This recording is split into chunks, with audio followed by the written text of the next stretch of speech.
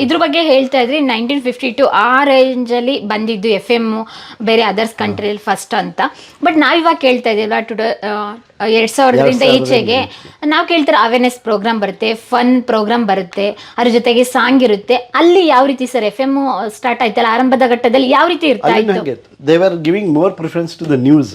Okay, news ಆದಮೇಲೆ songs, ಆಮೇಲೆ ಅವರು ಪ್ಲೇ ಆಲ್ಸೋ ಇಂಗ್ಲೀಷ್ ಪ್ಲೇಸ್ ತುಂಬ ಪ್ಲೇ ಮಾಡ್ತಿದ್ರು. ಶೇಕ್ಸ್ಪಿಯರ್ ಇದಾಯ್ತು ಇದಾಯ್ತು, ಆಮೇಲೆ ಕಾಮಿಡಿ ಟೈಮ್ ಇರ್ತಾ ಇತ್ತು.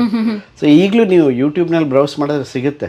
BBC ಸ್ಕೆಡ್ಯೂಲ್ ಇನ್ 1958 ಅಂತ ಹೊಡೆದ್ರೆ ಬರುತ್ತೆ. ಅದರಲ್ಲಿ ಅದು you can select some of the people who have recorded at that time, ಅದನ್ನೆಲ್ಲ ಅಪ್ಲೋಡ್ ಮಾಡಿದ್ದಾರೆ. ಓಕೆ, ಪ್ಲೇಸ್ ಅಂದಾಗ ನೆನಪಾಗುತ್ತೆ ಆ ನಾಟಕಗಳು, ಆ ಡ್ರಾಮಾ ಎಲ್ಲ ಕೇಳ್ತಾ ಇದ್ರೆ ಕಣ್ಣಲ್ಲಿ ಒಂದೊಂದ್ಸಲಿ ಆ ಸೀನ್ಗಳೆಲ್ಲ ನೋಡ್ತಾ ಇದ್ರೆ ಫ್ರೆಂಡ್ಶಿಪ್ ಬಗ್ಗೆ ಆಗಿರ್ಬೋದು, ಲವ್ ಸೀನ್ಗಳ ಬಗ್ಗೆ ಆಗಿರ್ಬೋದು, ಶೇಕ್ಸ್ಪಿಯರ್ದು ಕಣ್ಣಲ್ಲಿ ತಂತಾನಾಗೆ ನೀರ್ ಬರುತ್ತೆ. ಇವತ್ತು ಹೇಗಿದೆ ಅಂದ್ರೆ ಇವತ್ತು ವ್ಯಾಲೆಂಟೈನ್ ಡೇ, ವಾಟ್ಸಾಪ್ ಬಂದ್ಬಿಟ್ಟಿದೆ, ನೀವು ಏನೋ ಒಂದು ಕಳಿಸ್ತೀರಿ, ಫ್ಲವರ್ ಕಳಿಸ್ತೀರಿ. ಅದು ನಮ್ಮ ಟೈಮ್ನಲ್ಲಿ ಹೇಗಿತ್ತು ಸರ್? ನಮಗೆ ಒಂದು ಯಾರೋ ಹಾಡು ಹಾಕೋರು, ಗೆಳತಿ ಅಪ್ಪಿಕೋ ಎನ್ನ ಆ ಥರದ್ದೆಲ್ಲ ಹಾಡುಗಳು ಅವ್ರು ಕೇಳಿದಾಗ ನಮಗೆ ಯಾರು ಗರ್ಲ್ ಫ್ರೆಂಡ್ ಇರಲಿಲ್ಲ, ನಮಗೆ ತುಂಬ ಧೈರ್ಯನೇ ಇರಲಿಲ್ಲ ಆ ಟೈಮ್. ಬಟ್ ಆ ಹಾಡುಗಳನ್ನ ಈಗ ಕೇಳಿದಾಗ ಆ ಟೈಮ್ಗೆ ಹೋದರೆ ಎಷ್ಟು ಚೆನ್ನಾಗಿತ್ತು. C it was very pure. ಈಗಿಂದ ಏನು ಎಲ್ಲ ಹಾಳು ಹೋಗ್ಬಿಟ್ಟು ಪ್ಯೂರ್ ಲವ್. ಅಯ್ಯೋ ನನ್ನ ಫ್ರೆಂಡ್ ಇದ್ರೆ, ನನ್ನ ಗರ್ಲ್ ಫ್ರೆಂಡ್ ಇದ್ರೆ ಎಷ್ಟು ಚೆನ್ನಾಗಿರೋದು ಈ ಹಾಡು ಕೇಳ್ಬೇಕಾರೆ ಅಂತ. ಮಾತಾಡ್ಸಕ್ಕೆ ಆಗ್ತಾ ಇರ್ಲಿಲ್ವಲ್ಲ ನೀವು? ಅವಾಗ ನಾವು ಮಾತಾಡ್ತಿರ್ಲಿಲ್ಲ. ನಾನು ಹುಡುಗಿಯರ ಹತ್ರ ಮಾತಾಡಿದ್ದು ಇಂಜಿನಿಯರಿಂಗ್ ಫೈನಲ್ ಇಯರ್ನಲ್ಲಿ.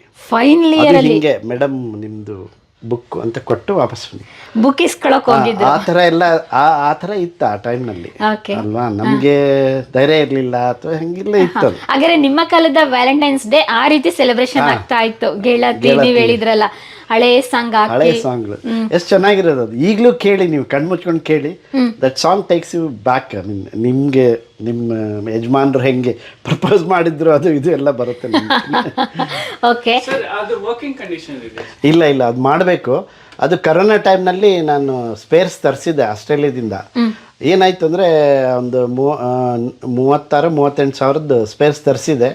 ಆ ಕರೋನಾ ಟೈಮ್ನಲ್ಲಿ ಅದು ಕಳೆದು ಹೋಗ್ಬಿಡ್ತು. ಸರ್ ಎಷ್ಟು ಇನ್ವೆಸ್ಟ್ ಮಾಡಿದ್ರು ಹಾಗಾದ್ರೆ? ಇಲ್ಲಿ ನಾನು ಮಾಡಿದ್ದೀನಿ ಮೇಡಮ್, ಅಂದರೆ ರೇಡಿಯೋಗಳಿಗೆ ಅಲ್ಲ, ರೇಡಿಯೋಗಳಿಗೆ ರಿಸ್ಟೋರೇಷನ್ ಮಾಡಿದ್ದೀನಿ. ಇಲ್ಲಿ ಎಲ್ಲ 1.5 ಕೋಟಿ 2 ಕೋಟಿ ರೇಡಿಯೋಗಳಿದೆ.